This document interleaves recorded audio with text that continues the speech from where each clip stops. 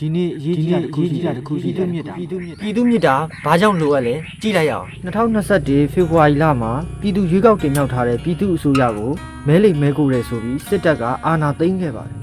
ဒီတော့ကျွန်တော်တို့တွေငြိမ်းချမ်းစွာဆန္ဒထုတ်ဖို့ကိုလမ်းပေါ်ကိုထွက်ခဲ့ကြပါတယ်ပြည်သူလူထုကိုလက်နက်နဲ့ချိန်ချောက်ပြီးအကြောက်တရားနဲ့ဖိနှိပ်ထားရင်ငြိမ်ခံနေမယ်လို့သူတို့ထင်တာပါကျွန်တော်တို့အားလုံးဒီမတရားမှုကိုငြိမ်မခံခဲ့ကြပါဘူးကျွန်တော်တို့ကတော့တိုင်းသားလက်နက်ကင်နေစီမှာစစ်ပညာကိုတွားရောက်သင်ကြားခဲ့ပါတယ်ဒီလိုနဲ့290ကျော်ကြာတိစောက်ထားတဲ့အာဏာရှင်စစ်တပ်ရဲ့သမိုင်းတစ်လျှောက်မှာမကြုံစဘူးစစ်ရေးရှုံးနိမ့်မှုတွေကိုတိုင်းသားလက်နက်ကင်တွေနဲ့အကူအညီနဲ့ကျွန်တော်တို့အားလုံးရရှိခဲ့ကြပါတယ်ဒါဆိုရင်ဒီအထိကကျွန်တော်တို့ဘက်ကနေစစ်ရေးအရာအသာရခြင်းဖြစ်ပါတယ်နိုင်ငံရေးအရာပြန်ကြည့်လိုက်ရင်ပြည်သူလူထုရဲ့ဇွဲမလျှော့တဲ့လုပ်ရက်တရားအင်မတန်အားရှိစရာပါ